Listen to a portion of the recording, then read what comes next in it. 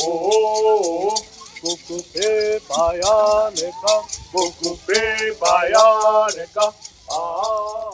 Hey guys, it's REZZED311. I am finally back, and I don't know why, but I feel like I just have to do this video. I've thought about it before, and I was like, no, I don't want to make anyone mad. Like, I'll be trying to walk into Kings and someone's going to be dogging me out for speaking about it, so I didn't. But then I thought about it some more, and I'm like, you know what? I'm going to tell it because this is my perspective of what happened and just how I remember it as a younger kid. So I'm going to talk about the day I found out my family got disenrolled. Geez, that right there is a freaking headline that had to be on a story. Anyways, I was getting off school and I took the bus home, took the bus to Paula, and for some reason, my grandma's car was there. And that was weird because I went to the Boys and Girls Club or the youth center. So my grandma only came if something important happened or if we had to go to town, but she didn't let me know any of that. So I thought, what the heck is she doing here? And I remember I'm walking down the stairs of the bus and I'm just like trying to look at my grandma through the window because I want to know what happened before I open my door, because I don't know if someone just died. I don't know like what happened, but I could tell something was really off and really like bad and different. Like you felt it in the air.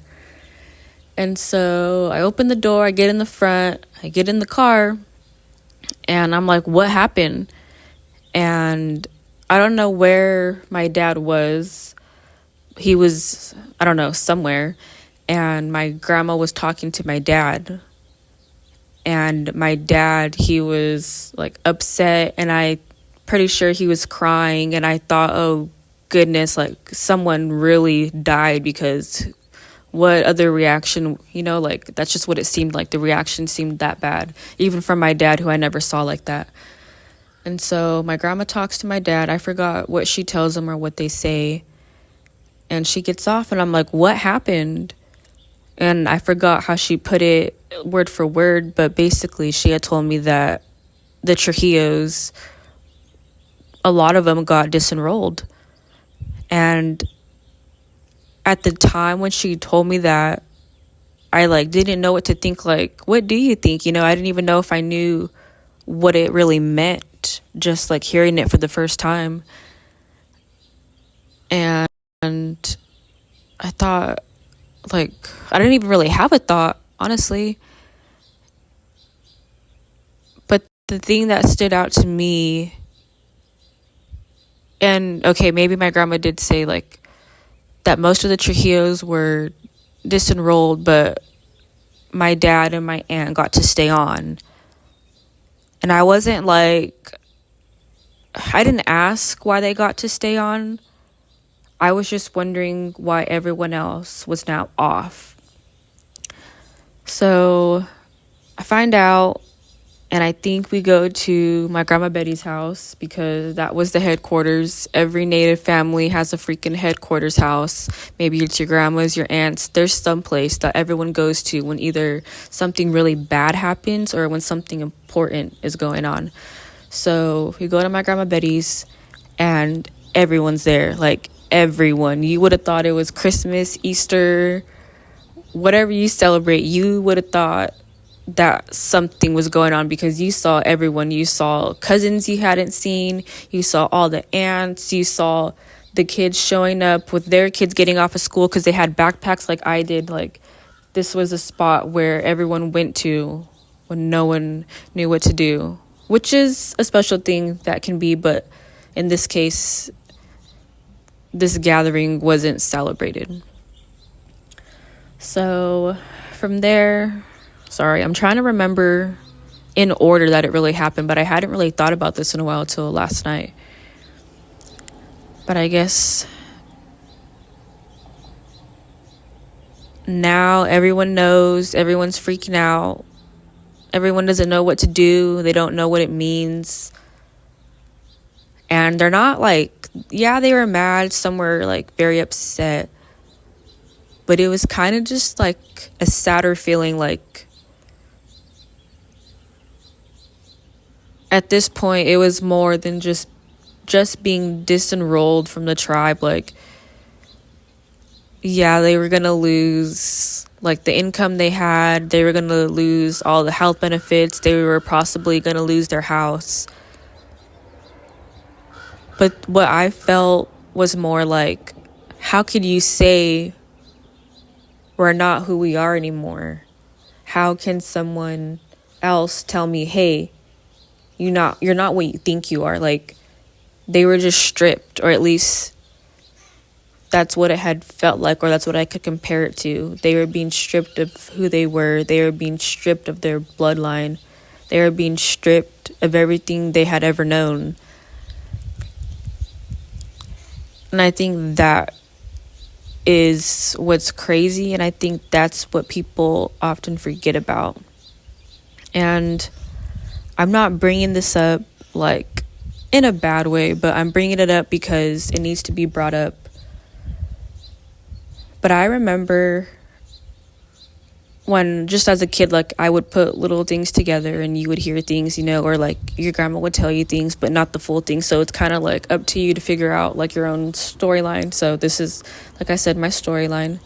But I remember there is a lot of my family and my cousins who were mad at my dad and my aunt and my other cousins, because there was still some of them who stayed on the rolls. But I remember people were mad, like, oh, how come they get to stay on? How come they still get their money? How come this? How come that? And it's like, like, how come you don't fucking worry about it?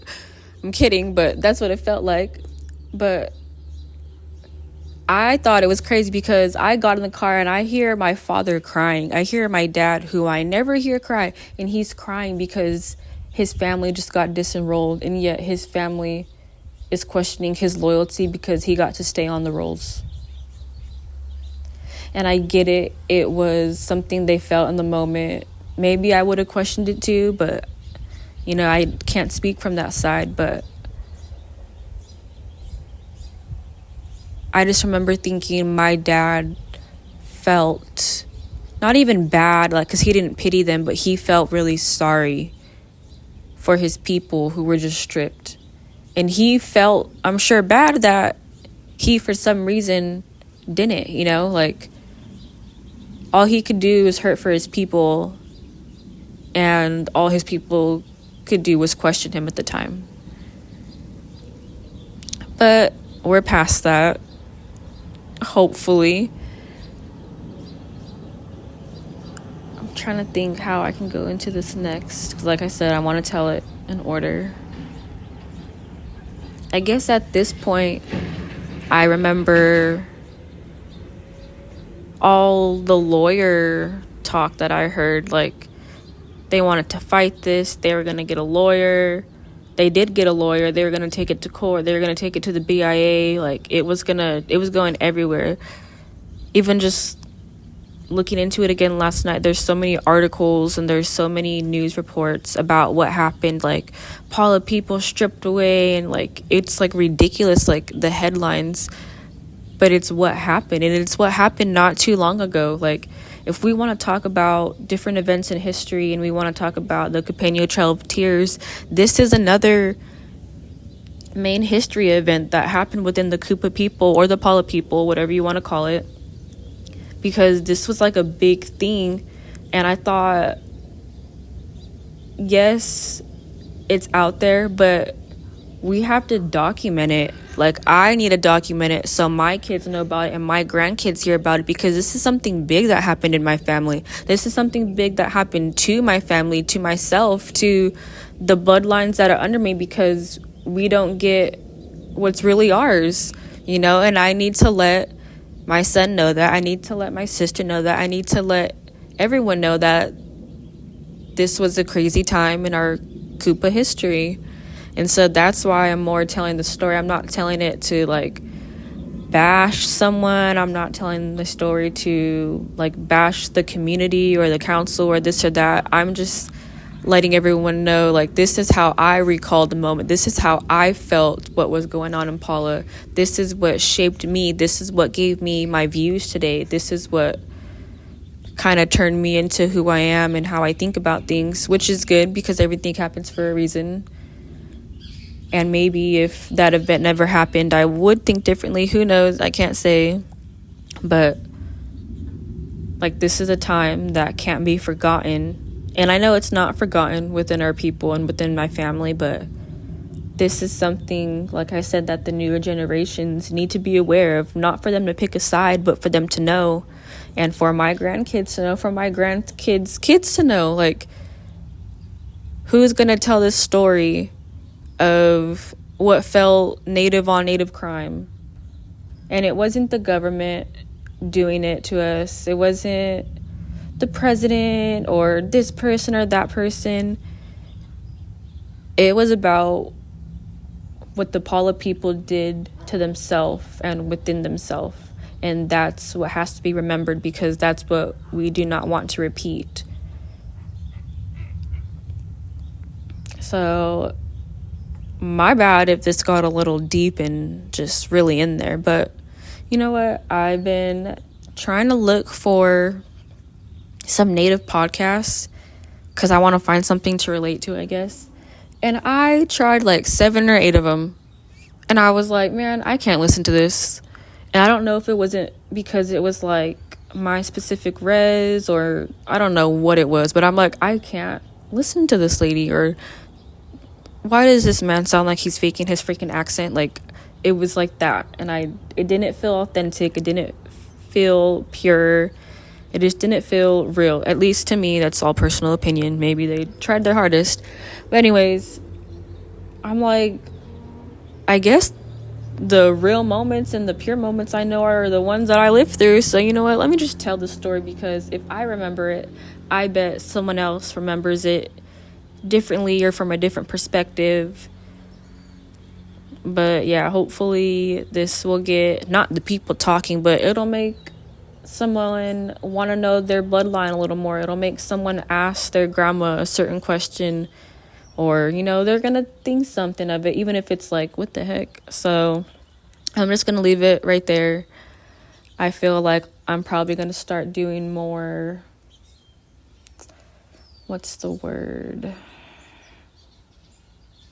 just more topics that are like there, you know. Like, I like doing the podcast where I interview people and I talk about this and that. And that is really important, but this stuff is also really important too. So I'm glad that I was kind of able to finally, I guess, find it in my freaking head and talk about it. So I'm going to leave it at that for now. Maybe I'll think of something later, and I don't know. We'll figure it out. Anyways, I have to go start my life and start my day, so I am out of here. If you came this far, thank you for listening. If you just saw it and you thought, thank you for listening. If you didn't like it, right on, thanks for listening. So I will see you guys later. Goodbye. What we're gonna do are songs from Warner's. Those are the songs that we sing when we go around.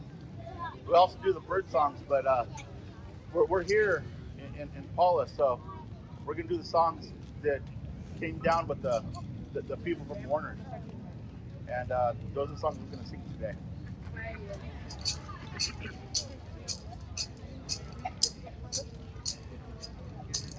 Kukupi payaneka, kukupi payaneka, kukupi payaneka, kukupi payaneka,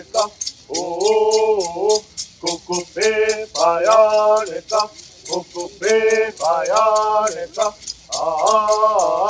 kukupi payaneka, kukupi payaneka,